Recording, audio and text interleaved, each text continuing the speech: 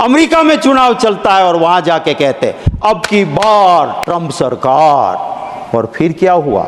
आज 220 इंडियंस को वहां से निकाल के वापस भेजा, सबसे ज्यादा उसमें मेरे गुजराती है। जाइए, आ गई आपकी सरकार, बचा लो उसको, रख दो वहां पे। झूठ बिकता है, झूठ बिकता है जुमलों के बाजार में।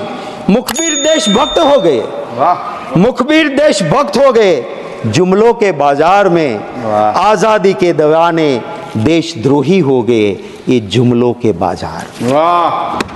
दुख होता है सर, जिसके माँ बाप ने आजादी की लड़ाई में भाग लिया, हिस्सा लिया। इस सरकार को वो हुसैन भाई पसंद नहीं है पर शेख हसीना पसंद है। इस बात को जब मैं देखता हूं तब मुझे दर्द होता है कि क्यों आप ये करते हो।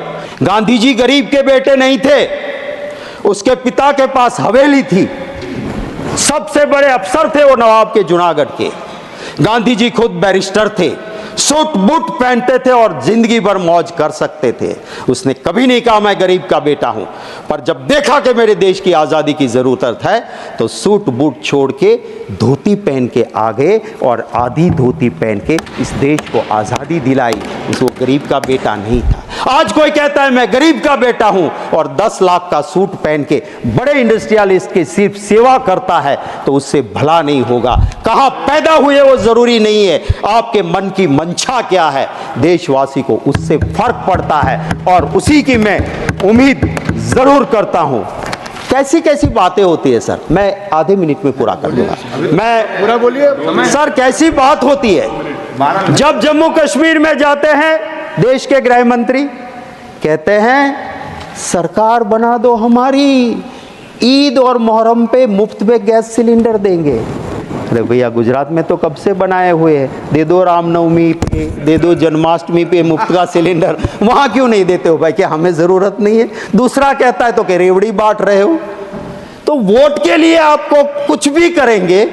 जम्मू कश्मीर में पहले कहा बाप बेटी ने बहुत लूटा, फिर बाप के साथ भी सरकार बनाई, बेटी के साथ भी बनाई, और जब देश में दिक्कत लगी चुनाव जीतने में तो बिना तलाक बोले तलाक भी कर दिया। तो ये क्या रीति है राजनीति की? जहां हिंदू गया, जैसे दूध में चीनी मिलती है, मिल गया। कभी दुनिया में हिंदू को कभी दिक्कत नहीं आई थी, पर जब से राजनीति के लिए हिंदू मजहब के सही अर्थ को छोड़ के नया अर्थ निकाला, जियो और मार डालो, मेरे धर्म का मतलब था जियो और जीने दो, जियो और मार दो आया। और उसके बाद जहां जहां भी बाहर हिंदू रहता है वहां दिक्कत होती है।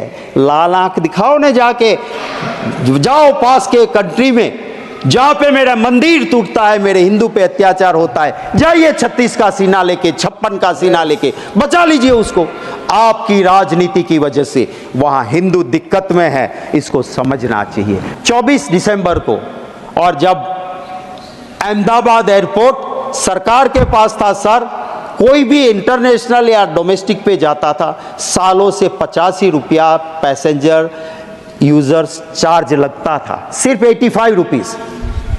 2 साल में आखिर अदानी के पास आने के बाद इंटरनेशनल में 855 रुपये हो गए, 85 to 855, और डोमेस्टिक में 85 रुपये से लेके 580 रुपीज। आप अगर अहमदाबाद से एयरपोर्ट में बैठोगे, डोमेस्टिक में जा रहे हो, क्या स्वर्ग खड़ा कर दिया कि जो 85 रुपया था उसका 580, और इंटरनेशनल में 85 रुपया था उसका 850 रुपये कर दिए आपने।